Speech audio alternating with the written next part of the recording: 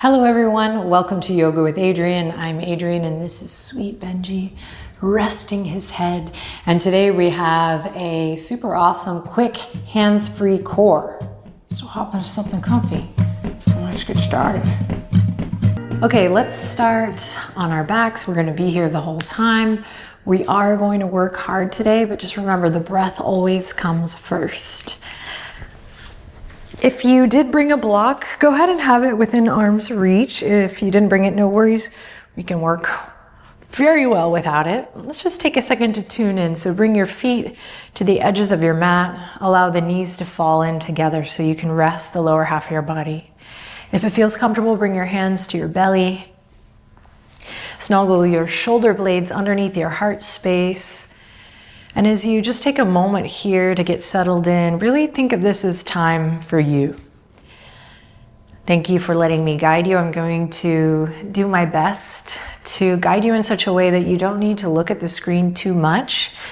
Please do, of course, if you need to, but otherwise allow yourself, best you can, to let the sound of my voice guide you, along with your body, the intuition of your body. Let's come to the breath with a little bit of consciousness. So as you're ready, take a deep breath in on a 3 count. Here we go. Inhale, 1, 2, 3. Pause, hold your breath here. And let's exhale for 5, 4, 3, 2, 1. It'll take a second to get into this rhythm, but here we go. Inhale for 3, 2, 1, pause. Exhale for 5, 4, 3, 2, 1. Inhale for 3, 2, 1, pause. Exhale for 5, 4, 3, 2, 1. One more time. Inhale for 3, big breath. 2, 1, pause. And release for 5, 4, 3, and on the 1, see if you can draw your navel down towards your spine here a little bit. Let's release the hands, bring them to the mat, and walk the feet back in line with the hips. So toes pointing forward.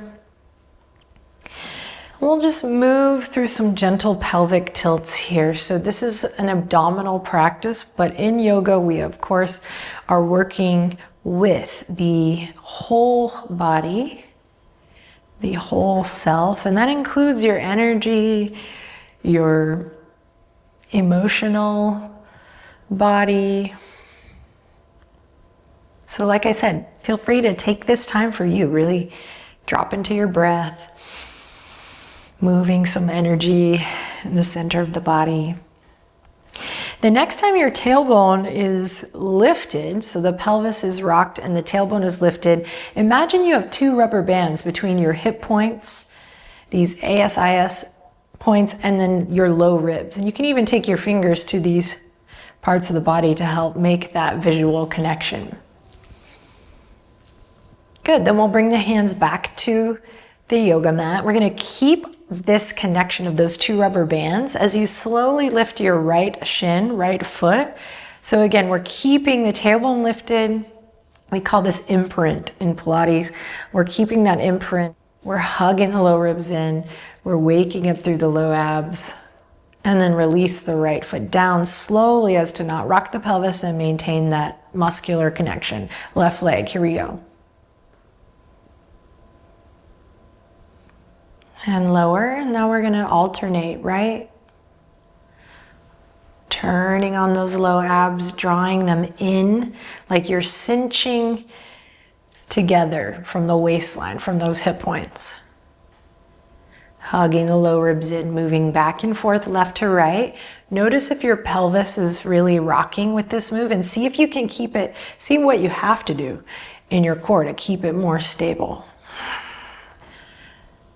So if you're like, man, I don't feel like I'm getting a lot yet, we are working with deep stabilizing muscles here, muscles here, working with the deep core. muscles.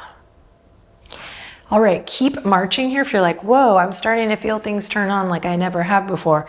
Hey, yo, stay where you are with the marching. Another option would be to bring both legs to table and work on them both legs at a time. Inhaling, feet to the earth. Exhaling, knees to table, shins to tabletop. I would say if you can't maintain that tuck of the pelvis, that imprint, then stick to one leg at a time.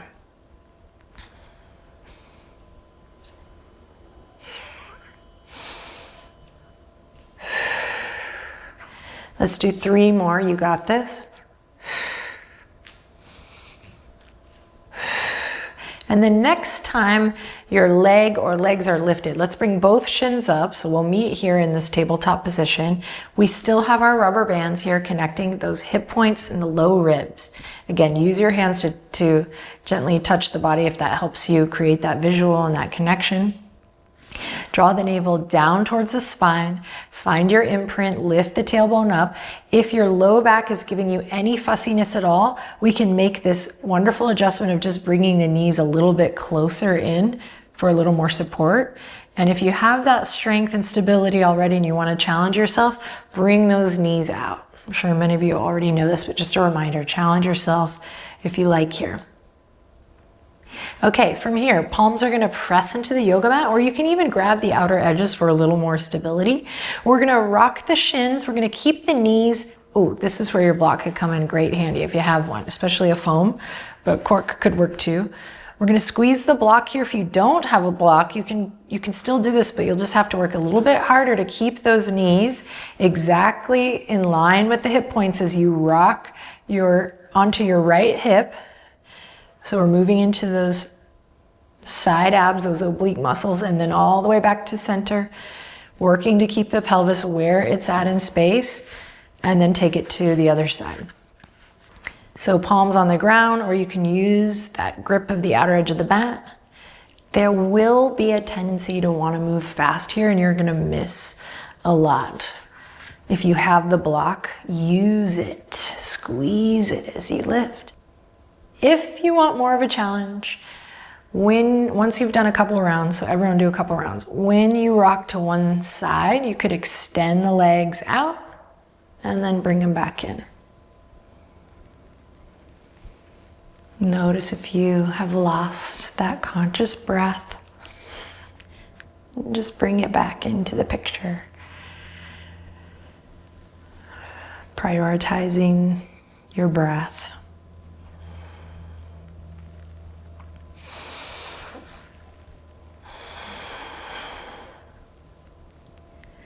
So I would say where we typically tend to speed this up is on the return.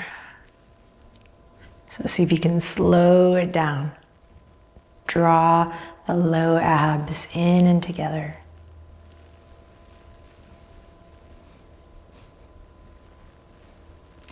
Then go ahead and even it out.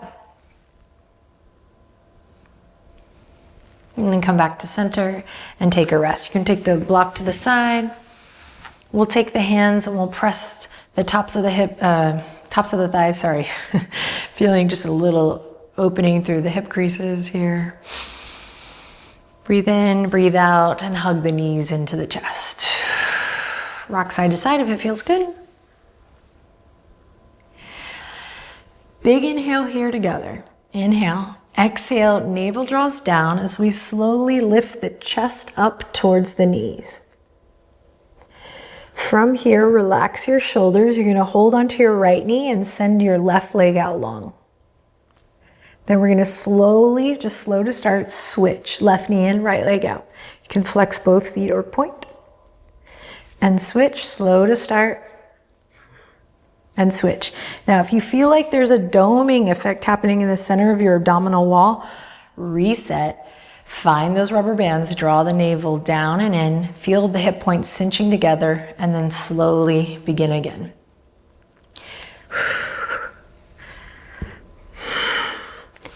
If you want to from here, we can move this into a little more of a traditional single leg stretch by Straightening the legs.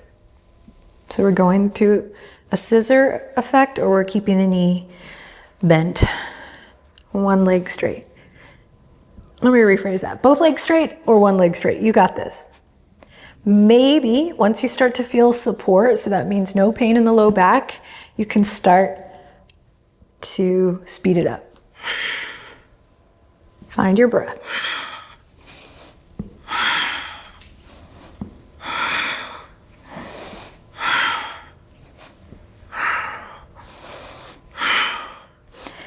You're here for 3, you got this. 2, and 1. Release, take a rest. Awesome work.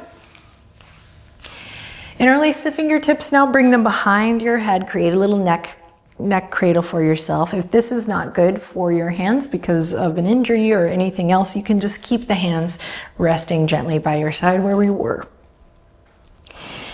Everyone take a nice lateral breath. So think about a big wide breath that just expands the front body, the back body, and the side bodies.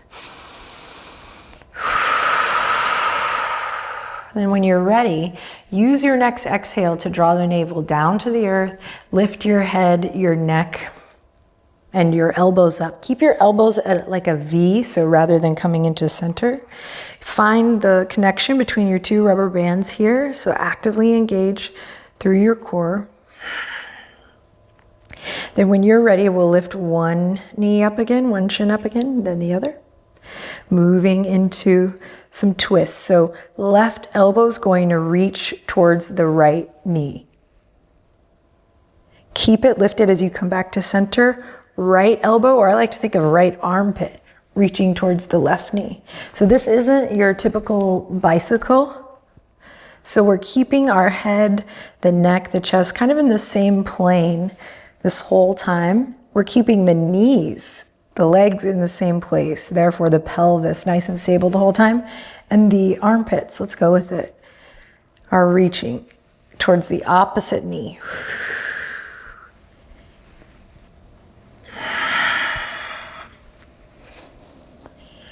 Stay here, breathing, moving with this repetition mindfully, with awareness. If you would like a little added challenge, you extend the opposite leg. Try to keep that pelvis stable. You got it.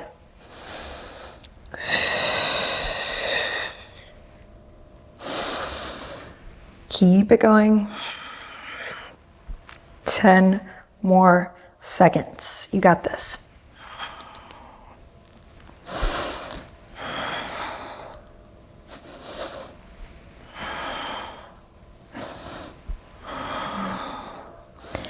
And then slowly release, hug the knees into the chest. Bring your palms to your kneecaps. And we're gonna just create a little circular motion with the knees. So you can go out and around and in. We can keep the knees tight together, moving in one direction or the other. Find what feels good in your body here.